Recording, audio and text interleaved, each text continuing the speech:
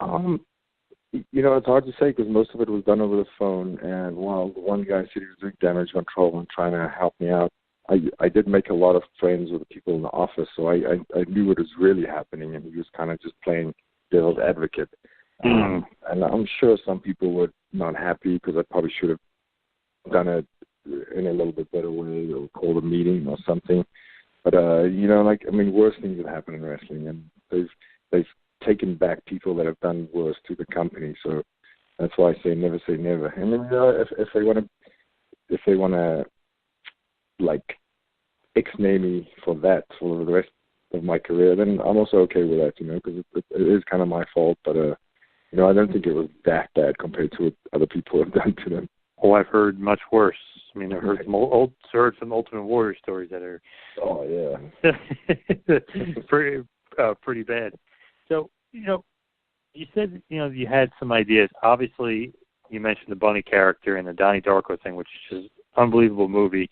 And that Bunny is so freaky, but in a cool kind of way, kind of freaky.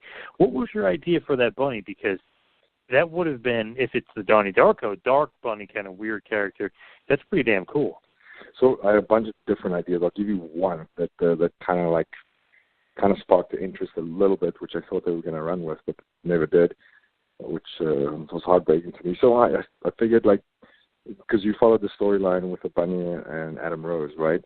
So my idea was let the Bunny slowly become dark, like a dark Bunny, like he gets depressed, or he gets moody, or he gets he doesn't want to be this happy character anymore. And in the background of Adam Rose, so he becomes kind of like the Donnie Darko character, right? Very dark. Maybe there's a shot of him backstage sitting and he has dried blood on his fur, maybe smoking a cigar, and there's ash on him, and he's just grizzled. He's just beat up, he doesn't want to be there anymore. But he does these hardcore matches, and he never wins. Kind of never gets anywhere. He just gets more disgruntled and more mad and more angry and more ugly. The fur is all maybe burned and there's dry blood, and he becomes it would have been if that was the Attitude Era, that Bunny would have been the most over character ever. Unfortunately, it wasn't, and they knew that too. They were like, "Yo, if this was the Attitude Era, this would have worked, but maybe this is too dark. Since we're going the PG way."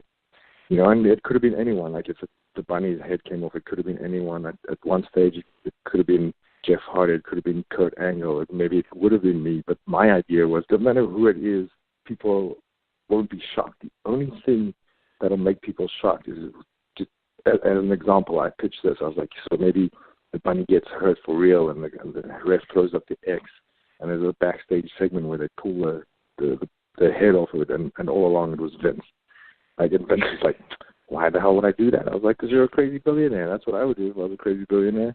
How funny would that storyline have been? I mean, it obviously wouldn't have been him in the Bunny suit, but just for that reveal segment, I thought it would have been great. Damn it, that is genius. I'm surprised he didn't like that. That is great. Yeah, they never seem to like ideas if it's not from them. That is the hard part, I guess, dealing with the creative over there and dealing with some of those guys.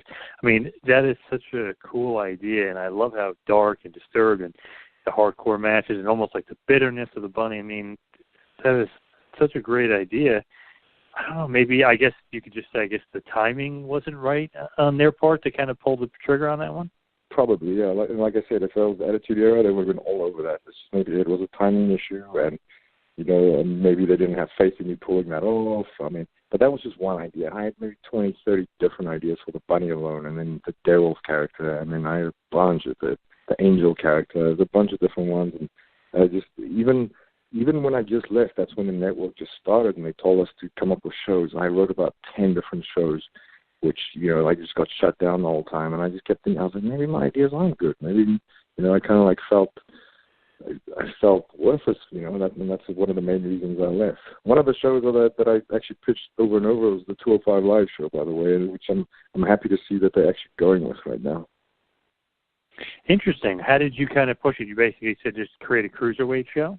I did, yeah. It was me, Dean Malenko, and Jamie Noble, obviously very well-known cruiserweights, which are their agents backstage, and we just kind of talked about it. I don't know whose idea it was, but we kept pitching it.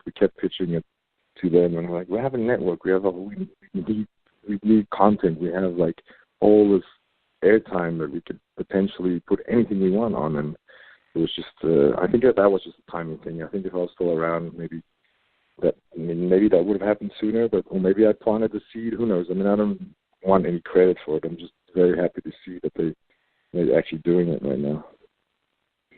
It seems to be finally, after like basically a year, it seems like it's finally catching a little bit of wind as far as Mustafa Ali and Cedric Alexander and Buddy Murphy. So it seems like it's finally starting to catch a little bit of wind, but just because, not because they're pushing it, but just because those guys are having good matches. Right, yeah. And I mean, that's the reason I pitched it, because we had so many talented guys on the roster who was just sitting around doing nothing. So many talented guys in developmental who was just sitting around doing nothing. And so many more guys on the independent circuit that we could have signed if we wanted. And now at least they're doing that, so that's great. Now, I wasn't sure if this was actually true. The Adam Rose character, was that originally supposed to be you, or was that always supposed to be him? Supposed to be him, but when I started wrestling, that's the character I played. And that character was also loosely based on my real life, because for a long time I was known as this like party animal, and my nickname at Lucha actually till today is Spring Break, because that's like I'm not like that anymore at all. But like in my early 20s and 30s, that was basically me.